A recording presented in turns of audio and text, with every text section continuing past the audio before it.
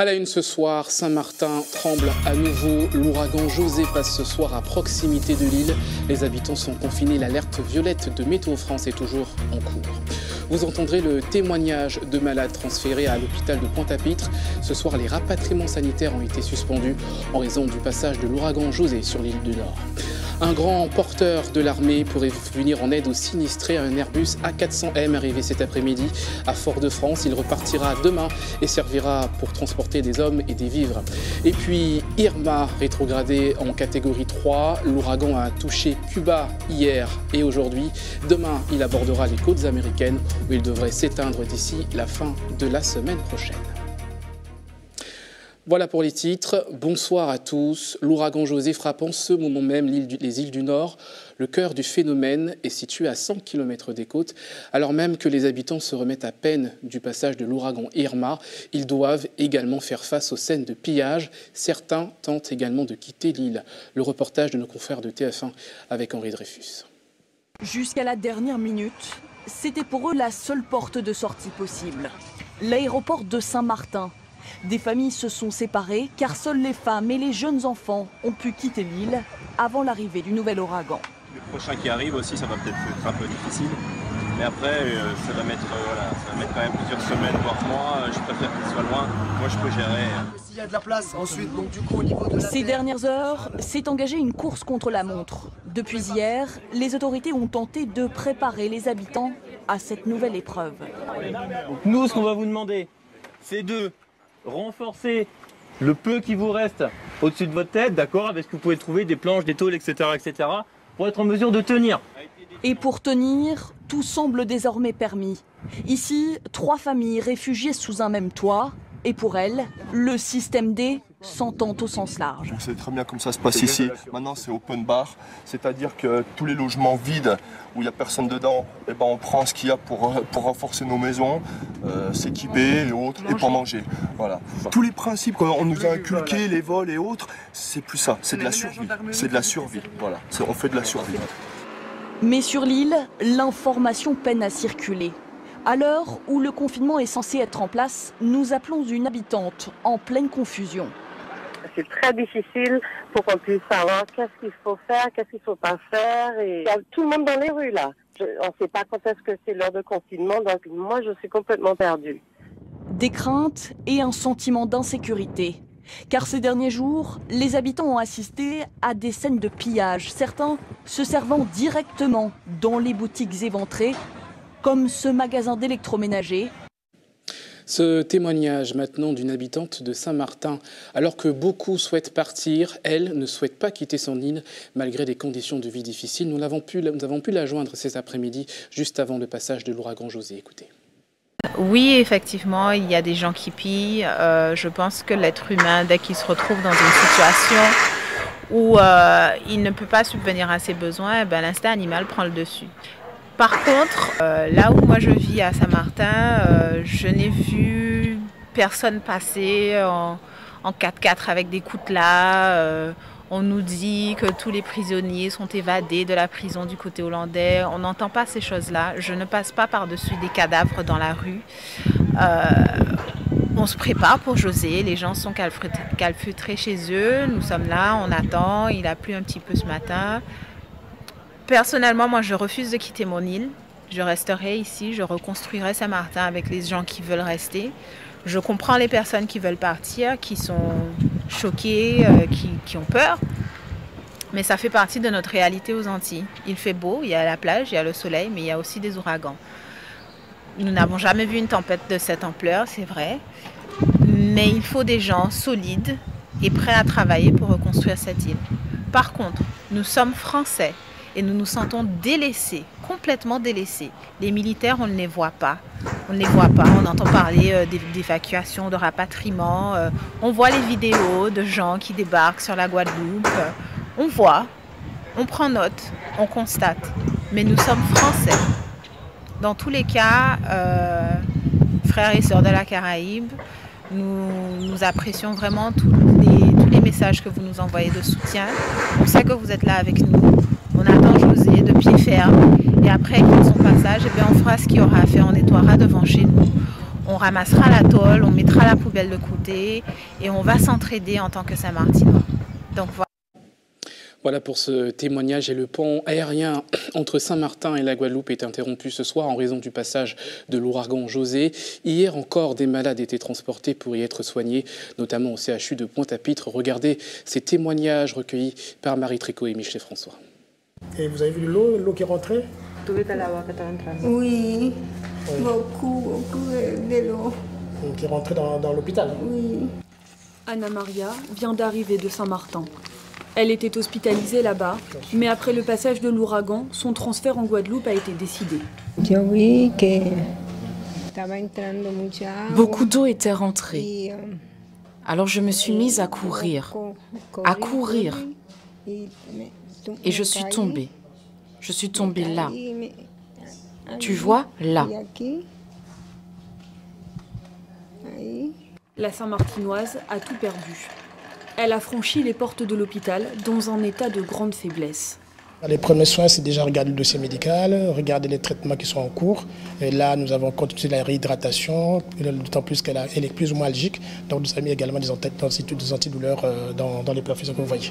Yves a fait un AVC la nuit de l'ouragan. Sans eau et sans électricité, l'hôpital de Saint-Martin n'était plus en mesure de gérer ce cas urgent. Alors j'ai dit, laisse-moi aller à l'hôpital. Mais quand j'étais à l'hôpital, aujourd'hui, ils nous ont dit qu'ils doivent m'envoyer en Guadeloupe. Parce que demain, il y a un cyclone encore qui va passer en Saint-Martin encore. Les autorités sanitaires de Guadeloupe ont déclenché le plan blanc. Les effectifs médicaux ont été doublés et des lits libérés pour faire face à un afflux massif de patients. 150 ont déjà été pris en charge en 2 jours. Il y a des gens qui viennent avec un stress majeur, ça c'est clair. Maintenant, je dirais qu'on est surpris par le manque d'expression de ce stress. C'est-à-dire qu'ils ne parlent pas de peur. Ils sont d'abord là pour se faire soigner. Ils attendent de nous qu'on les prenne en charge médicalement. Ils n'expriment pas le stress qu'ils ont ressenti ou subi pendant le cyclone. Avec l'arrivée de l'ouragan José, les rotations aériennes vont être suspendues. Les sinistrés ayant besoin de soins ne pourront rejoindre la Guadeloupe qu'après son passage sur l'arc antillais. Cet autre témoignage, celui d'un rescapé de l'île de Saint-Barthélemy, également très touché par le passage de l'ouragan Irma. Il s'appelle Sébastien Morel et il est avec nous sur ce plateau. Bonsoir. Bonsoir. Et merci d'avoir accepté notre invitation. Je vous le disais, vous étiez donc sur l'île de Saint-Barthélemy au passage de l'ouragan Irma. Vous avez pu quitter l'île hier soir. Racontez-nous comment vous avez pu quitter cette île. En fait, on a fait la queue depuis 9h le matin à l'aéroport en nous disant qu'il y avait des avions qui pouvaient nous rapatrier. À 18h le soir, l'aéroport a fermé en disant qu'il n'y a plus d'avions, vous ne pouvez plus voler vu qu'il n'y a pas d'éclairage. Et là, on s'est assis sur les valises désespérés et c'est arrivé un pilote privé qui nous a dit discrètement qu'il avait un avion qui partait en Martinique et il partait tout de suite, donc il fallait lui dire oui ou non et on lui a dit oui et il nous a sauvés de là-bas. Alors un véritable coup de chance, on rappelle que vous êtes un touriste originaire de l'Hexagone, vous êtes venu en vacances à Saint-Barthélemy. On va revenir sur cette nuit notamment où Irma est passée sur Saint-Barthélemy. Comment vous avez vécu les événements ? Très difficile. Vers 22h, ça s'est mis à souffler un petit peu, ça a augmenté. On a le toit qui a commencé à bouger, là où on était, dans une villa. Et vers 23h30, on a perdu le toit complet. Et il n'y a pas de mots pour le décrire, en fait. Il faut le vivre. On ne peut pas l'expliquer, en fait. On voit justement les photos juste derrière vous, celles que vous avez pu prendre sur votre passage sur l'île de Saint-Barthélemy. Vous étiez réfugié, confiné dans une habitation ? On s'est abrité dans la salle de bain. On a sauté dans la salle de bain, qui elle avait une dalle en béton. On s'est protégé par des matelas, parce qu'il y avait des trous dans le béton, donc on voyait le ciel. Et puis on s'est accroupi et on a attendu que ça passe, quoi. Et on n'en voyait pas la fin, quoi. C'était... Le bruit, c'est une horreur. C'est le vent de la mort. Il vous appelle, en fait. Alors, à votre arrivée ici en Martinique, quel a été votre premier réflexe ? On imagine contacter vos proches dans l'Hexagone. On a réussi à avoir un peu de réseau à Saint-Barthélemy, sur le port de Gustavia. Orange a réussi à remettre un peu de réseau. Donc, on a pu prévenir nos proches le jeudi après-midi. Et hier soir, quand on est rentré, c'est surtout prendre une douche, manger et essayer de se reposer un peu. Alors là, vous êtes, entre guillemets, sauvé, même si évidemment vous gardez en mémoire cet événement tragique. Est-ce que vous pensez à ceux qui n'ont pas pu sortir de Saint-Barthélemy? Est-ce qu'il y a, comme à Saint-Martin aussi, des personnes qui restent bloquées aux portes de l'aéroport? Oui, il y a des personnes bloquées aux portes de l'aéroport. Il reste des touristes qui ne sont toujours pas évacués. Et les Antillais, ils ont un entraide entre eux qui est exceptionnel. J'ai jamais vu, ça se passerait en métropole, il n'y aurait pas un aide comme ça. Entre eux, ils s'aiment, ils s'aident, ils sont formidables. Nous, on a été recueillis le lendemain parce qu'on n'avait plus de maison par une famille antillaise, qu'on remercie. Et ils nous ont donné à boire, à manger, et ils avaient quelques réserves, et ils nous ont sauvés aussi de la rue, parce que certains vacanciers ont dormi dans la rue. Sans savoir où aller, perdu. Alors, on a compris votre périple là-bas à Saint-Barthélemy. Là, vous êtes de retour sur l'île en Martinique et vous avez donc laissé vos vacances là-bas. Est-ce que vous allez garder évidemment en mémoire ce passage à Saint-Barthélemy, mais est-ce que vous allez bannir les Antilles de vos prochaines vacances? Est-ce que ça va vous marquer terriblement? C'est sûr qu'on est marqué. À mon avis, on est marqué à vie. Par contre, l'année prochaine, je reviendrai pour remercier le pilote, les familles qui nous ont aidés et remercier tous ceux qui arrivent à remettre l'île en état, et on reviendra. Et qu'est-ce que ça a changé qu'est-ce que ça va changer dans votre vie, le regard de votre vie dans les prochaines années? Quand ça arrive des choses comme ça, il faut rester solidaire, aider l'un à l'autre. Et surtout, il faut garder espoir. Espoir, il faut se battre. Et c'est sûr qu'on aura toujours une crainte. Merci beaucoup d'avoir accepté notre invitation. On rappelle que vous êtes l'un des rescapés de l'île de Saint-Barthélemy qui a été durement touchée par l'ouragan Irma et que vous êtes donc de retour en Martinique. Vous allez pouvoir regagner d'ici quand votre maison en métropole, dans l'Hexagone? On pense mardi soir. Lundi, on part en Guyane. Guyane, on repart lundi soir pour mardi matin à Paris. Et après, on a un vol à Genève pour ensuite rejoindre le Mont Blanc, le Fray. Merci beaucoup Sébastien Morel et bonne continuation à vous et à votre épouse. Et dans le cadre des opérations de secours, le gouvernement a mobilisé un Airbus A400M, un appareil militaire habituellement utilisé dans les zones de guerre, pour acheminer des hommes et du matériel. Il est arrivé cet après-midi à l'aéroport Aimé Césaire. Le reportage de Loïc Régis.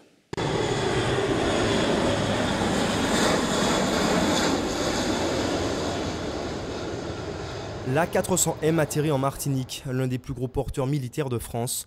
Un renfort de poids dans le cadre des opérations de secours pour les sinistrés de l'ouragan Irma. Il ramène des hommes, du matériel et surtout un hélicoptère Puma qui sera déployé à Saint-Martin. Un engin qui permet de se rendre dans les zones difficiles d'accès. Le gros avantage de l'hélicoptère, c'est qu'on s'affranchit en fait des voies de communication routières. Donc on pourra accéder, il me semble, à l'ensemble de l'île en fonction des conditions météo, bien entendu.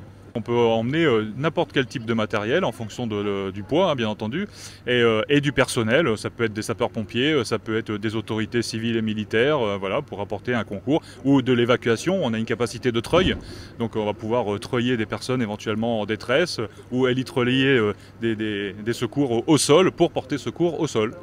Des renforts très attendus sur place. La situation est catastrophique après le passage de la tempête. Le gouvernement souhaite rétablir l'ordre rapidement. Il y a une inquiétude de la population et il fallait répondre à l'inquiétude de la population, d'où la décision du président de la République qu'a explicité le Premier ministre d'envoyer de nouveaux renforts. Donc là aussi, la solidarité régionale joue pleinement puisque l'escadron qui était présent, l'escadron de gendarmes mobiles qui était présent sur la Martinique partira demain. Également, nous enverrons 10 membres du GIGN. Vous savez qu'il y a 30 personnes du GIGN qui sont habituellement postés sur l'île, nous les enverrons aussi. L'arrivée de l'ouragan José retarde les manœuvres, mais les opérations devraient reprendre dès demain. Les conditions météo sont suivies, bien sûr. Actuellement, vous savez que Saint-Martin est en vigilance violette, mais nous entendons que demain, les conditions seront bien meilleures et qui permettront effectivement le poser de cet avion à Saint-Martin. La 400M s'envolera demain matin vers l'aéroport de Juliana à Saint-Martin. Le site est exclusivement ouvert aux opérations de secours. Avec sa grande capacité de chargement, l'avion pourra ensuite être utilisé pour le transport de dons. Et notez qu'en collaboration avec la préfecture et la chambre de commerce et d'industrie, une plateforme téléphonique a été mise en place, et notamment une plateforme internet, afin de superviser la collecte de dons auprès des entreprises martiniquaises. Si vous êtes donc chef d'entreprise et que vous souhaitez faire des actes de solidarité en donnant des produits, un numéro à contacter, il s'affiche en dessus de votre écran, le 05 96 55 28 00, et une adresse mail également est à votre disposition, contact@martinique.cci.fr. Dans un premier temps, les promesses de dons seront recensées, puis la chambre de commerce procédera à la collecte en fonction des besoins évalués dans les îles sinistrées. L'instance consulaire veillera également à l'acheminement et à une distribution sécurisée. Et l'ouragan Irma, rétrogradé en catégorie 3, devrait toucher les côtes américaines dès demain. Hier et aujourd'hui, il a fortement impacté Cuba. L'île était placée en état d'alerte. Le reportage de nos confrères de TF1. Rien ne semble résister à la force destructrice d'Irma. Pas même les toits de ces vieux bâtiments coloniaux. Cuba est violemment frappé par l'ouragan Irma depuis ce matin. Au sud-est de l'île, les autorités reconnaissent déjà que certaines provinces ont été durement touchées. Ici, à Baracoa et Maicí, le vent a fait monter le niveau de la mer. Elle est rentrée dans la ville. Il a aussi beaucoup plu. Et on a enregistré des vents à 270 km/h. L'ouragan a longé Cuba toute la journée, provoquant d'importants dégâts sur la côte nord, mais aussi à l'intérieur des terres. Le téléphone et l'électricité ne fonctionnent plus. 1 million de personnes avaient été évacuées par précaution. Et ce soir, La Havane est passée en alerte cyclonique. Du fait de la proximité avec la mer, les quartiers côtiers de la capitale pourraient être inondés. Voilà pour cette page consacrée au phénomène Irma et José, donc l'arc antillais. Restez évidemment connectés sur notre site internet et sur notre page Facebook, et nous y reviendrons demain dans nos prochaines éditions. La suite de votre journal à suivre, cette mobilisation lancée par les directeurs d'école. Ils protestent contre le gel annoncé des contrats aidés. Et puis Roger de Jaham, fondateur de Tous Créoles, honoré à Paris lors d'une messe à l'église Saint-Sulpice. Et puis nous parlerons sport avec la rentrée des activités nautiques, journée porte ouverte aujourd'hui. Et puis notre invité ce soir, le président du CROSMA, avec qui nous reviendrons sur la pratique sportive.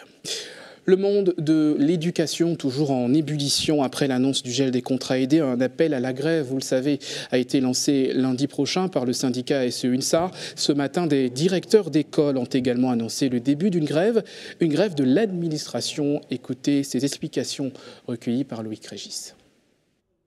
Ce matin, nous faisions le point sur nos stratégies, notre plan d'action.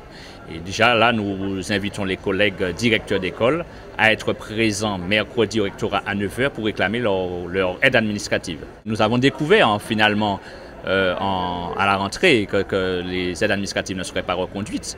Et donc les directeurs d'école qui avaient l'habitude de fonctionner avec des aides administratives par rapport aux tâches de secrétariat, par rapport à l'organisation de l'école en elle-même, ne serait-ce que pour la gestion des photocopies, le contrôle des élèves absents, des choses de ce genre. Et donc là, nous nous retrouvons en difficulté. Alors certains directeurs d'école en plus sont chargés de classe et donc n'ont pas les moyens matériels de gérer l'organisation de l'école et leur propre classe. Et nous donnons la priorité aux enfants, ce qui est tout à fait normal. Et en Guyane également, le gel des contrats aidés a des conséquences. À Saint-Laurent-du-Maroni, les associations sont inquiètes. De nombreux jeunes embauchés pour encadrer les activités périscolaires sont dans l'inquiétude. Jonathan Lariot. À l'espace associatif Galibi de Saint-Laurent, les animateurs des ateliers périscolaires sont en pleine session de formation. Ici, ils apprennent de nouveaux jeux et méthodes d'apprentissage. Pourtant, derrière ces sessions de travail, l'ambiance est loin d'être au beau fixe, car pour ces jeunes animateurs, le temps peut être compté. Suite à la suppression des contrats aidés, ils pourraient tous se retrouver sans emploi d'ici la fin du mois. J'avais des projets, là c'est tout, si on n'a plus de contrat après, on fait comment nous? Pour nous les jeunes, il y a allocation, la CAF, et travailler. Si tu ne travailles pas, c'est allocation. C'est dans ces deux possibilités-là, enfants ou emmener des mules, voler, plus de violence. Je suis mère de famille, j'en ai 4 enfants à la maison. Il faut se battre et puis voilà. Il ne faut pas le laisser faire quoi. Ici, la Procep accompagne la majorité des associations de la ville. C'est hier que la nouvelle tombe. Plus aucun de leurs contrats d'avenir ne sera renouvelé. Et depuis, c'est la crise. Tous les jours, Joan Baleagas, gérant de la structure dans l'Ouest, enchaîne les réunions avec les différentes associations pour pouvoir trouver des solutions. Des animateurs nous le disent clairement, moi je vais aller faire la mule, moi je vais faire des enfants pour toucher la CAF, moi je vais retourner à des solutions qui ne me conviennent pas, mais si on n'en a pas d'autres, et ben voilà ce qu'on fera. On a des associations qui sont perdues, qui ne savent pas comment ils vont faire, qui nous demandent à nous où est-ce qu'on peut trouver des financements. Et donc c'est, à mon avis, plus de la moitié des emplois associatifs qui sont menacés, qui, à mon avis, représentent une bonne moitié de l'emploi ici. Dans la commune, près de 500 emplois associatifs sont concernés par cette suppression. Mais la situation touche aussi la mairie de la ville qui voit disparaître un tiers de sa masse salariale. Pour le maire, la ville est au bord d'une crise sans précédent. Nous allons vraiment droit au mur cette fois-ci. Alors non seulement ce sont les écoles qui sont impactées, nous l'avons vu, mais c'est aussi d'autres services, le service des sports, de nettoyage de la ville, les espaces verts. C'est aussi les services qui sont liés au fonctionnement de la police municipale. Institutionnellement, je n'ai reçu aucun courrier me disant « Monsieur le maire, on va mettre fin au CUI ». Le panier de la mariée est rempli aujourd'hui de la biodiversité grâce à la Guyane, est rempli aussi de la technologie grâce à Ariane, est rempli aussi d'or grâce aux minerais que nous avons dans notre sous-sol. Donc nous sommes conscients que nous apportons quelque chose à la République et il me paraît normal que la République puisse nous le rendre. Sans aucune notification officielle du gouvernement, les structures se voient refuser toute nouvelle demande. Sur toute la Guyane, c'est plus de 3000 emplois qui n'existeront plus, dont une bonne partie sont âgés de moins de 25 ans, des principaux touchés par le chômage. Cet hommage rendu à Roger de Jaham, le fondateur de l'association Tous Créoles, décédé le 13 juin dernier, figure emblématique de la Martinique. Roger de Jaham œuvrait depuis 2007 pour la réconciliation de toutes les communautés de l'île. Hier, une messe lui était dédiée à l'église Saint-Sulpice à Paris. Le reportage de Raphaël Zanzibar. Lisons. Et faire des différences des uns et des autres, une grande richesse pour tous. C'est en l'église Saint-Sulpice à Paris qu'une centaine de personnes sont venues ce vendredi rendre un ultime hommage à la mémoire de Roger de Jaham. Une cérémonie voulue par la section parisienne de l'association, une façon de permettre aux ultramarins vivant en métropole de faire leur deuil. Il y a un peu ce qui s'appelle la malédiction de l'exilé, si vous voulez, quand vous êtes loin et qu'il se passe quelque chose de la sorte, ça n'est pas toujours évident de rentrer. Et il y avait énormément de gens ici qui avaient besoin de lui rendre hommage. Élus, anonymes, membres de l'association, artistes et amis, tous sont tenus à être présents afin de témoigner leur profonde tristesse.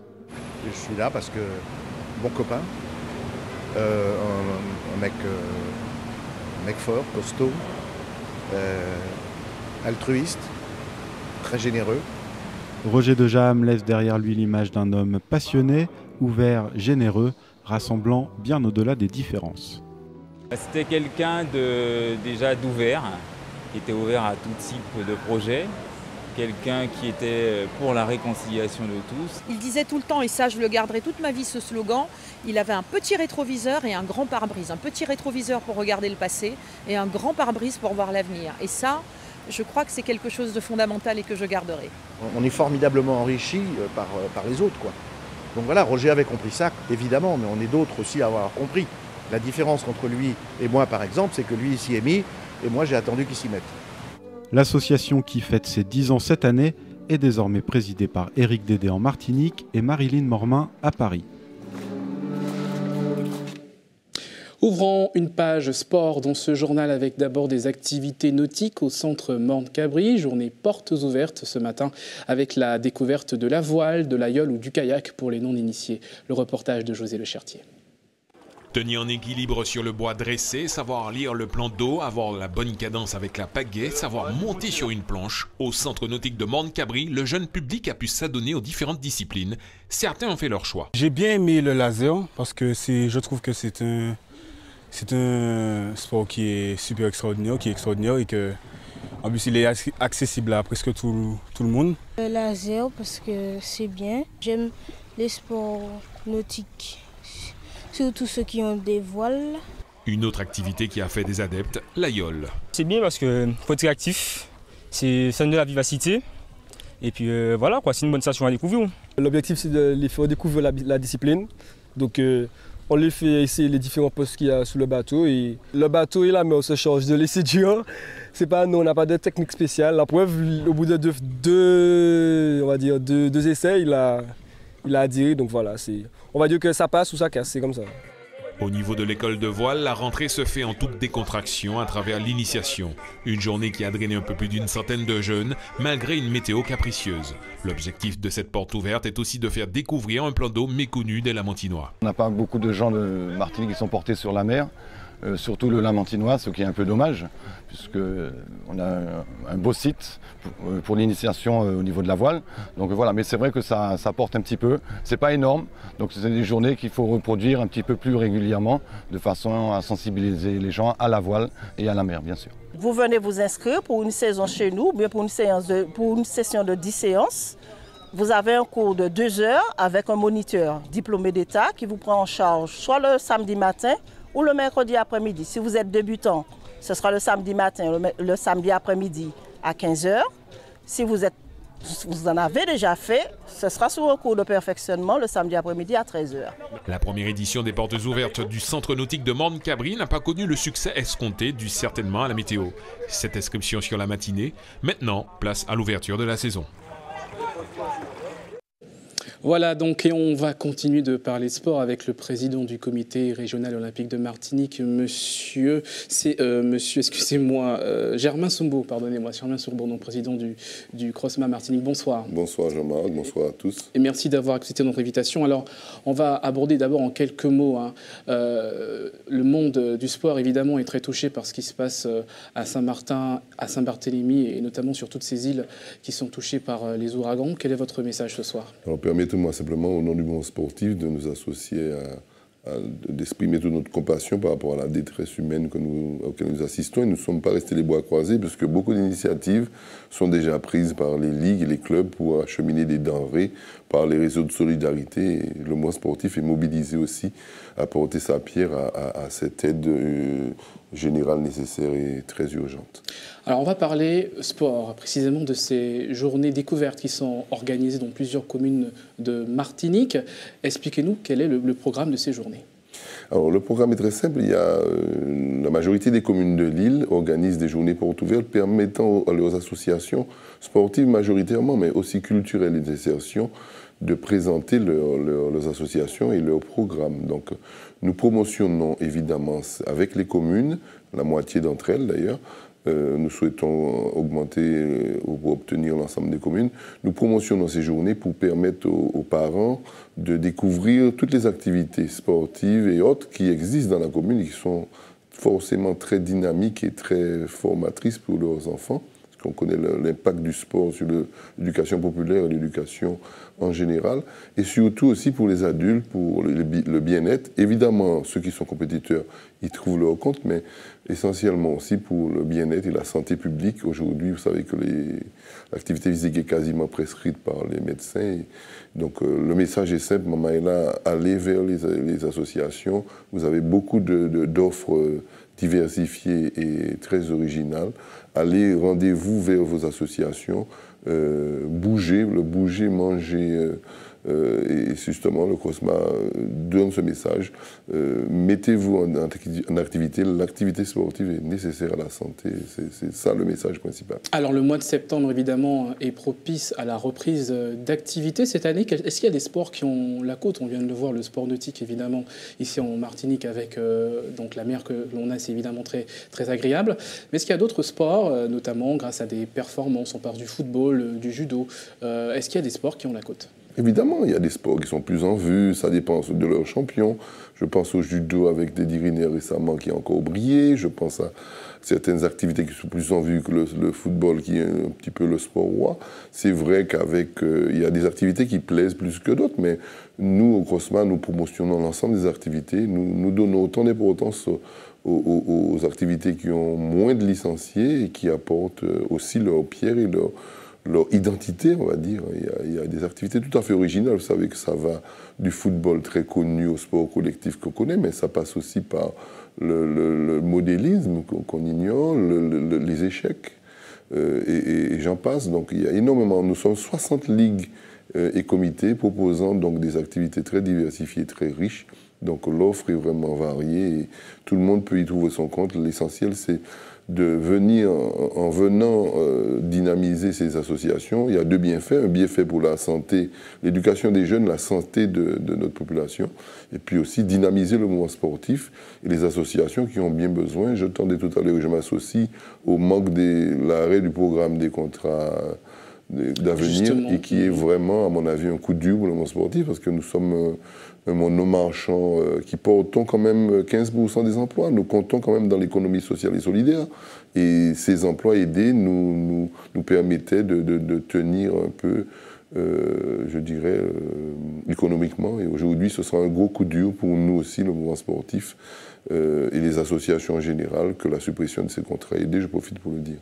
Alors, le CROSMA, le comité régional donc, pour les activités olympiques en Martinique, vous vous occupez du sport toute l'année, mais surtout, vous avez aussi donc, cette volonté, ce but donc, de gérer un petit peu les activités et les sports olympiques.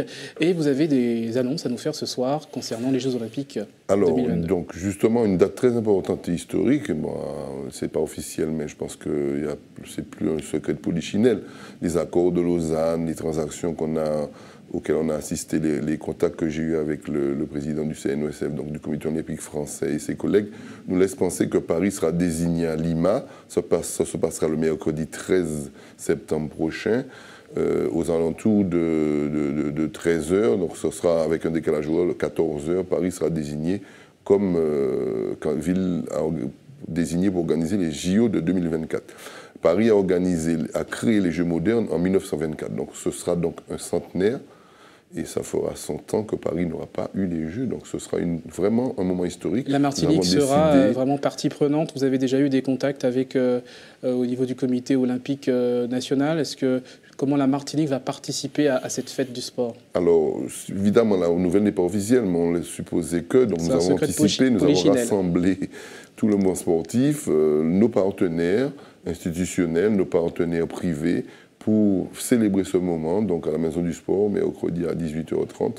À partir de 18h30, nous ouvrirons une petite soirée. Nous saluerons en même temps le passage d'une grande image du sport, Séverin Grand-Vorca, qui a été un volleyeur hors pair, qui patronnera la soirée.